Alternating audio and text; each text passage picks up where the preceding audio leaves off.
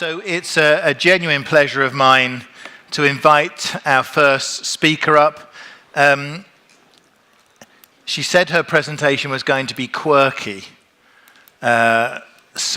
which actually scares me slightly. But anyway, please, Silvia, come up and get us started, please. Not too quirky. They're very conservative people here. It's just a little quirky would be okay. All right, thank you. I'm glad I could scare you, Dave. Nothing usually scares you. Good morning, MPE. I'm really excited to be here because I know for the next 3 days we're going to be talking about my favorite subject. Not a lot of my friends share that favorite subject. It's payments. So I'm sure you know what it feels like. Usually people don't like to pay, and we all like to pay. But before I start talking about payments, I want to take you on a little journey, and for that I need a clicker. So bear with me. If I want what you have, there are 3 basic ways of getting that, right? And the first one is marriage. Now don't worry, I'm married already, and most of you are probably married or engaged or otherwise connected. It's a pretty big commitment, and it means you get what the other person has, at least while you're together. But, you know, you can do that once, maybe twice, some people 3 times, and that's about it. So there are other ways, right? And the second way is violence, right? I can come in, and if I want what my neighbor has, I can steal it, or I can wage war on them. But that's a pretty costly thing to do, right? Lots of damage, maybe going to prison. So there must be a better way. And actually there is, if my clicker works. Trade, right? I always think about if I had a goat, I could get a pearl necklace. Yeah, and that's how we used to do things in the past. We would trade things. The problem of that was that there wasn't a clear value system. And sometimes, you know, the guy that had the pearls didn't want my goat, so I had to go through multiple swaps. It was quite convoluted, but we humans are inventive. And we came up with money. And I've said this here before, money, even though some people think it's evil, is actually one of the great inventions of humankind. It's enabled us to trade and to transact with each other much more freely than we were able to do before. And while we do that, it's actually, if you look at our world today, it's very much improved. While literacy and basic education, democracy and vaccination have gone up in the last 200 years, child mortality and extreme poverty have gone down. And one of the reasons is because a lot of things are very freely available. Trade has increased exponentially, and therefore the things we invent in other places become available to us all over the place. We can get almost everything, almost everywhere, all the time. And the way we do that, and the way that is enabled, is by money. And guess who makes money move? Us, the payment people.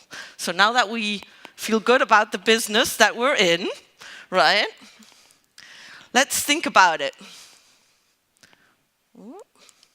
These days, we don't use cash, mostly anymore. We like to do digital payments.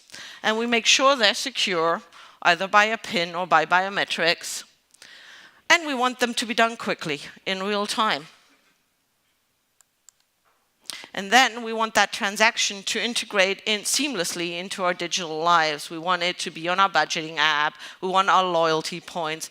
But to make it right, we also want to pay it forward by tipping, for example. And ultimately, that gives us a buyer's high.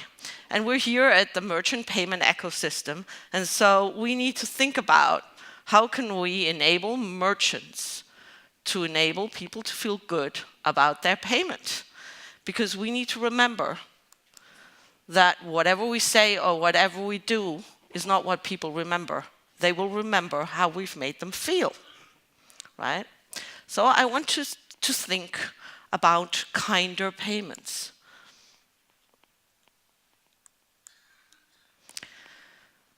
And kindness in payments is quite hard because in the past that was usually done by cash. As you can see, cashless payments are going through the roof in Europe, right? The European Central Bank is saying that card transactions are increasing by 5 billion every year. It's almost doubled in the last 10 years to 60 billion transactions. In my own home country of the Netherlands, the stats provided by the Dutch Payments Association are staggering. We've gone to almost 60% in payments, and the aim is over the next couple of years to go to 75% of cashless payments. Okay?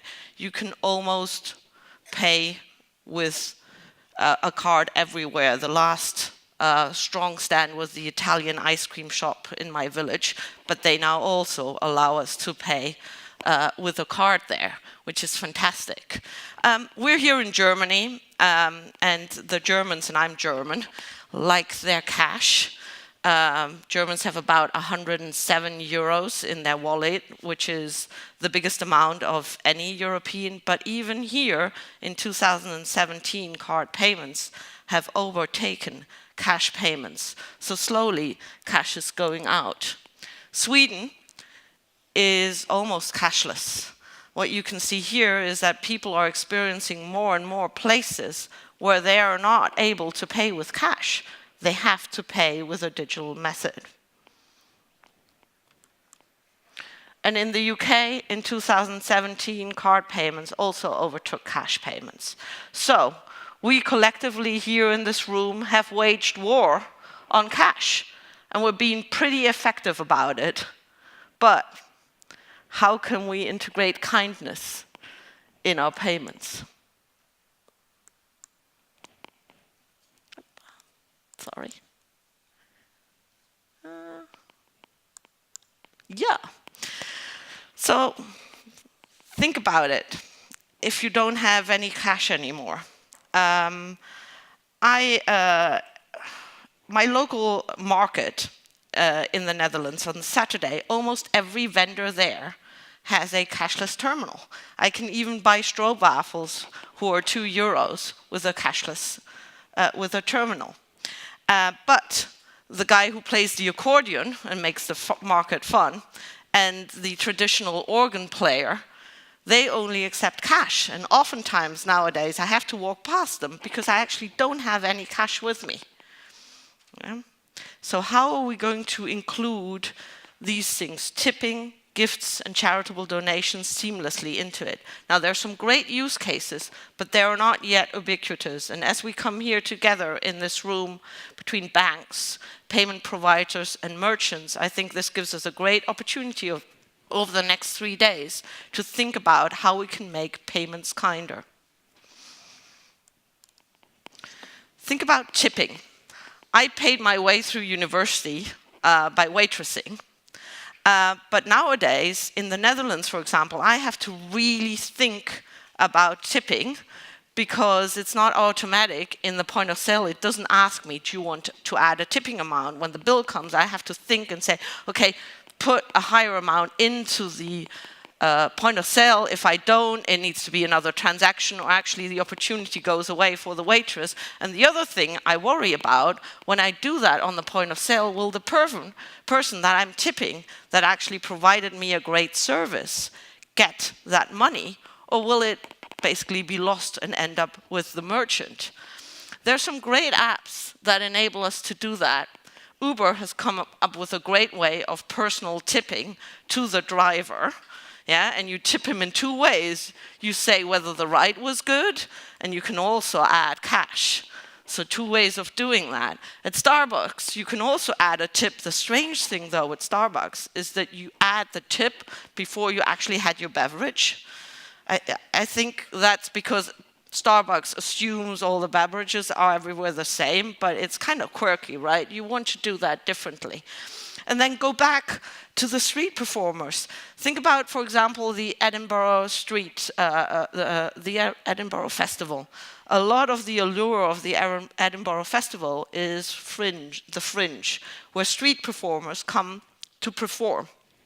They have a couple of minutes to grab your attention and then get your money. If you don't have any cash on you, how do you solve it? Especially because you couldn't just solve it with a UK app. There's people from all over the world there. QR codes may be a solution, but hasn't really taken off in China. Maybe we can think of a proximity pay request that they could send out to everybody that's watching them, and then people can decide whether they want to do that or not.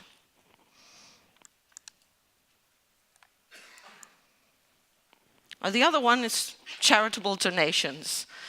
Often nowadays, when somebody comes to my door, I have to steal cash from my children's piggy bank because I don't have any coins on me. And the statistics are staggering on this. Barclaycard has done some research on this in the UK. The 1 and 2 pennies make up 300 million pounds in donations annually. If they don't find a way to getting through the cashless society, it is expected that charities will lose 80 million in cash donations in the UK alone. So this is something that needs to be solved. Again, a couple of use cases are there. This is a great one, I think. Lyft, who's a competitor of Uber, also allows you to round up the payment and then donate that roundup to a charity of your choice. With choice being the imperative word there. You have some other examples where you can round up the payment, but then you as a consumer don't really have a choice where that money goes. What a great opportunity for merchants when you offer that ability. You could let them choose which charity the money goes to, or a couple of charities, in an app, and make a great connection with your consumers. And the last one, if I can get this to work.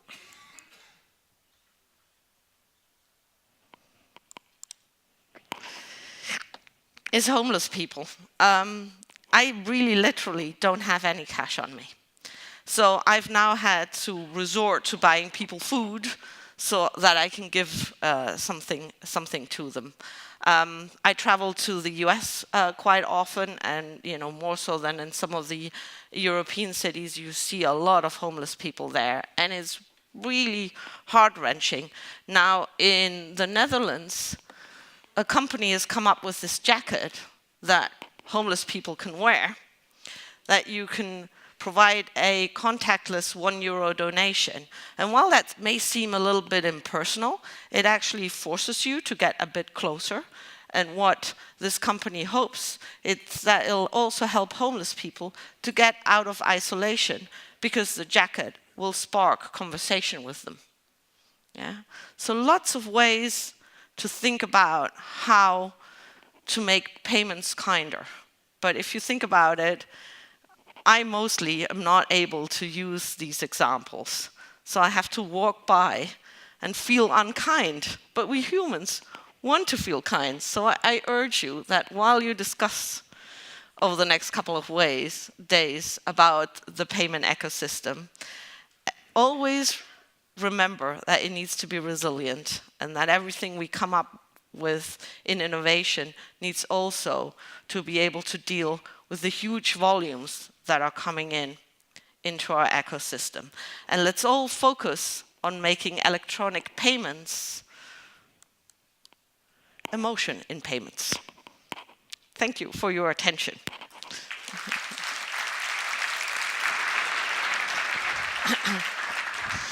Thank you very much, Silvia. I told you it was a bit quirky, Dave. It was quirky, but it was fantastic. We really appreciate it.